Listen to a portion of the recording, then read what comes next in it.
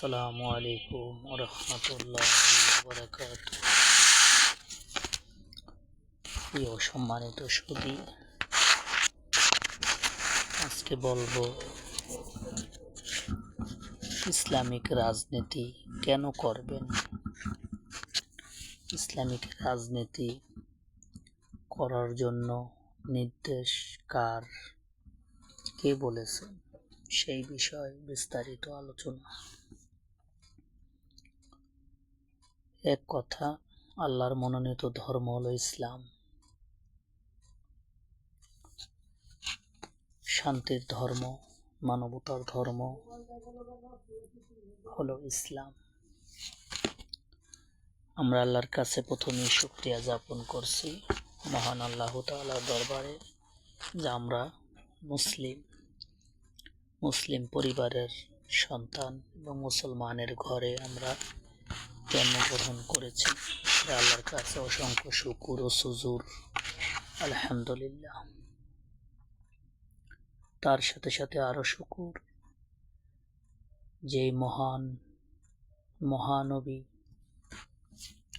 মহামানব, শান্তির দূত হুজুরে পুর নূর সাল্লাল্লাহু আলাইহি ওয়াসাল্লামের উম্মত হতে পেরেছি, তাই আল্লাহর দরবারে অসংখ্য শুকর ও সুজুর, আলহামদুলিল্লাহ। যে রসূলের উম্মত হতে চেয়েছিলেন অতীতের সকল নবীরা, আমরা বিনা দরখাস্তে, বিনা আরজিতে সেই নবীর উম্মত আমরা হতে পেরেছি, তাই খুশি। তো সেই নবীর দিন ধর্ম পালন করার জন্য, কায়েম করার জন্য আল্লাহ নির্দেশ দিয়েছেন। তাই আমরা ইসলাম ধর্ম লালন করি, পালন করি ও ধারণ করি। কারণ পরিচয় আমি একজন মুসলিম।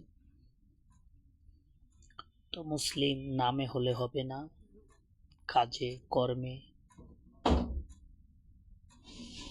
পরিচয় করাতে হবে, তাহলেই মুসলমানিত্ব প্রকাশ পাবে। আমি মুসলমান ঘুষ খাইলাম, মুসলমান সুদ খাইলাম, মুসলমান জুলুম করলাম, মুসলমান খুন করলাম, মুসলমান অপরের হক নষ্ট করলাম, তাহলে তো মুসলমান না। তাহলে হব নামধারী মুসলমান, গরু খাওয়া মুসলমান। পূর্ণ ইমানদার ও মমিন মুসলমান হতে হলে আল্লাহ যা আদেশ করেছে তা গ্রহণ করতে হবে, যা নিষেধ করেছে তা বর্জন করতে হবে। তাহলে আমরা সাচ্চা মুসলিম ও মুসলমান। তাই মুসলমান হিসাবে আমরা দল করব। কার দল? আল্লাহ রসুলের দল। রসুল নাই, সাহাবীদের অনুসরণ করো। সাহাবী নাই, তাবিন, তাবে তাবিন, খোলাফায়ে রাশিদিন, পীর বুজুর্গ, হক্কানি উলামায়ে কেরামের অনুসরণ করো। যেখানে আলেমদের উদ্দেশ্যে আল্লাহ সুবহানাহু ওয়া তাআলা বলেছেন, উলামা সাতুল আম্বিয়া, আলেমরা হলেন নবীগণের ওয়ারিস, উত্তরসূরি, নায়েবে নবী, নবীর ওয়ারিস। সেই আলেমদের পথে থাকতে হবে, আলেমদের মতে আমাদের চলতে হবে, তাহলে আমরা পূর্ণ ইমানদার হতে পারব। তাই যেহেতু এখন নবী নাই, হক্কানি উলামায়ে কেরাম রয়েছেন, কিয়ামত পর্যন্ত থাকবেন। তো সেই আলেমদের অনুকরণ করতে হবে, যেই দিক নির্দেশনা দিবে তা মানতে হবে। তো সেই ধারাবাহিকতায় আমাদের বাংলাদেশে আগামী 12ই ফেব্রুয়ারি দ্বাদশ জাতীয় সংসদ নির্বাচন এবং তার সাথে গণভোট অনুষ্ঠিত হবে। তো সেই ভোটে প্রতিদ্বন্দ্বী করতেছেন বেশিরভাগ মুসলমান আলেম ওলামা এবং সৎ, যোগ্য, আল্লাহওয়ালা ব্যক্তিরা রাজনীতি করতেছেন। তো তাদের হাতকে শক্তিশালী করতে হলে ইসলামিক ব্যক্তিদেরকে সমর্থন দিতে হবে। তাহলে বাংলাদেশের কাঠামোতে, বাংলাদেশের রাষ্ট্র পরিচালনার ক্ষেত্রে ইসলামিক ভালো ভূমিকা রাখবে। বিগত আমলে আমরা দেখেছি আমাদের দেশের স্বাধীনতার পর থেকে কোন ইসলামিক শক্তি, ইসলামিক পক্ষ, কোনো ব্যক্তি ক্ষমতায় আসে নাই। তারা শাসন করেছে, তারাও মুসলমান, কিন্তু কল্যাণ রাষ্ট্র শাসন করেছে। ইসলামিক শাসন এই বাংলার জাতি দেখতে পারে নাই স্বাধীনতার পর থেকে। তাই আসছে 26শে নির্বাচনে সকল ইসলামিক দল ঐক্যবদ্ধ হয়েছে। খালি একটি দল নিজেদের স্বার্থের জন্য তারা ঐক্য ছেড়ে চলে গিয়েছেন। তাদের জন্য আফসোস হয়। তারা 1991 থেকে নির্বাচন শুরু করতেছে, এই পর্যন্ত একটি আসনেও তারা বিজয় অর্জন করতে পারে নাই, সংসদে যেতে পারে না তাদের প্রতিনিধি। এবার যদি বাংলাদেশ জামাত ইসলামের সাথে থাকতো, হয়তো কয়েকটি আসন পাইতো, তাদের জন্য খুশ নসিব হতো। তাই চলে গেছে, আমি মনে করি তাদের জন্য বদনসিব।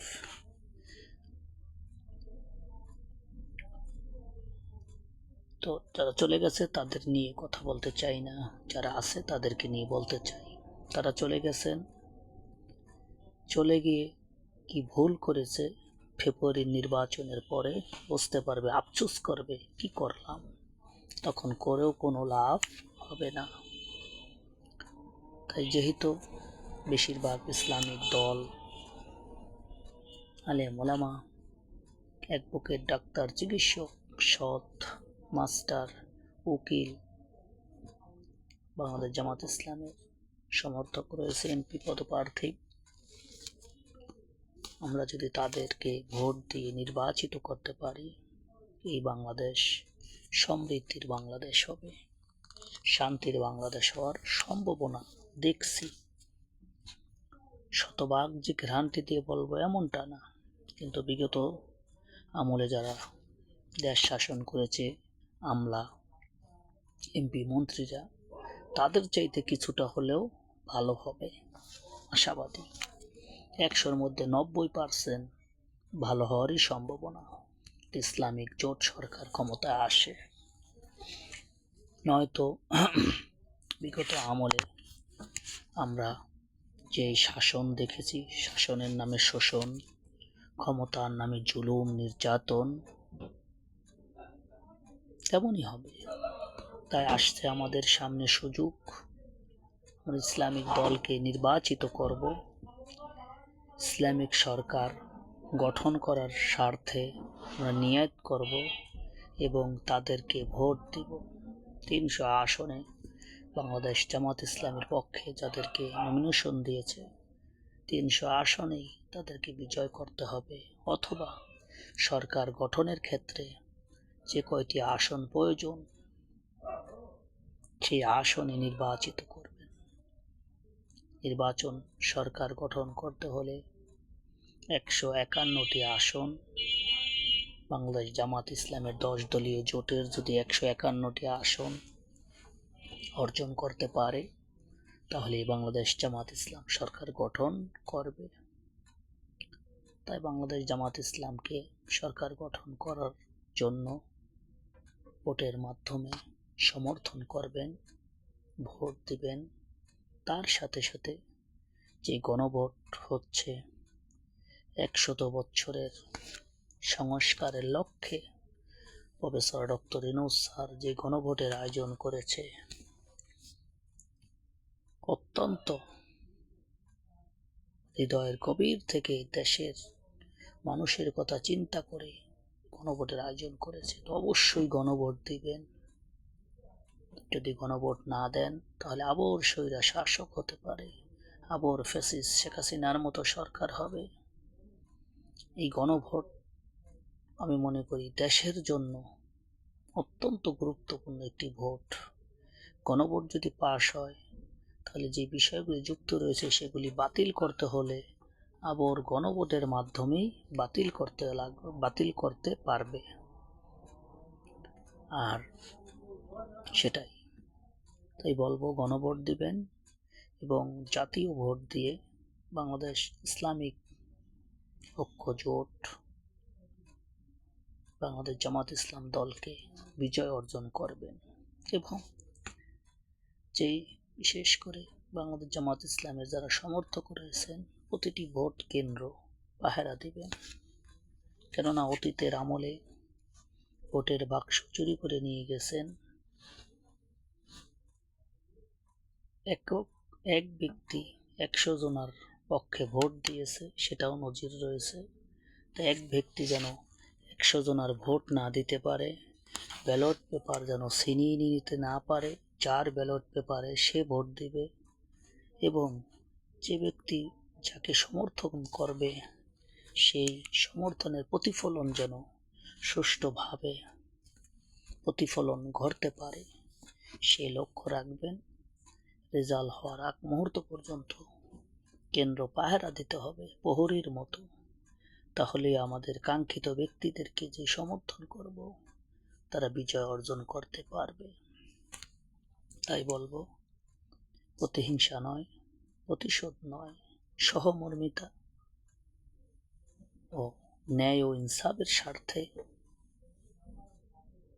আমরা এই দেশে বসবাস করতে চাই।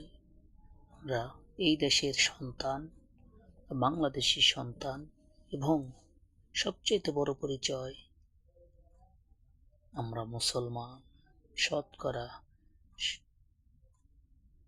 95% আমরা মুসলিম। মুসলমান যারা তারা তো অন্যের হক নষ্ট করতে পারে না, মুসলমান যারা তারা অন্যের ক্ষতি করতে পারে না, মুসলমান যারা জুলুম নির্যাতন করতে পারে না। তাই বলবো, যে ব্যক্তি ক্ষমতা গঠন করেন না কেন প্রতিশোধ নেবেন না, তাহলে শেখ হাসিনার মতো আবার পালিয়ে যেতে বাধ্য হবে। আজকে যে ছাত্রদের উছিলায় সকল রাজনৈতিক দলেরা মুক্তভাবে রাজনীতির প্রচারণা করতেছে, দেশে আসতে পেরেছে, সেই ছাত্রদের জন্য কৃতজ্ঞতা স্বীকার করতেই হবে। যেই দল ছাত্রদের প্রতি কৃতজ্ঞতা করে না, আমি মনে করব তারা অকৃতজ্ঞ, তারা অবশ্যই অকৃতজ্ঞ। কথা আছে না, সিন্নি খাইলাম যার উছিলায়, মোল্লা চিনলাম না। ছাত্রদের উছিলায় দেশে আসতে পারলেন, ছাত্রদের উছিলায় গণসংযোগ করতে পারতেছেন, গণপ্রচারণা চালাতে পারতেছেন। আজকে সেই ছাত্রদেরকে মূল্যায়ন করেন না, অমূল্যায়ন করেন। তাই বলবো, এই ছাত্রদের জন্য আজকে ফ্যাসিস্ট শেখ হাসিনা পালিয়ে যেতে বাধ্য হয়েছে, তার দোসররা পালিয়ে যেতে বাধ্য হয়েছে।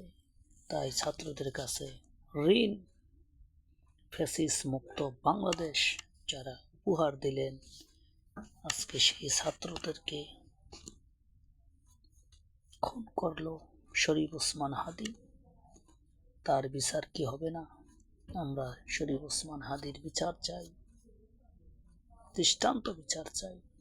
যেই শরীফ ওসমান হাদি আলেমের পরিবার থেকে এসেছেন, তার বাপ আলেম, ভাই আলেম, তিনি আলেম,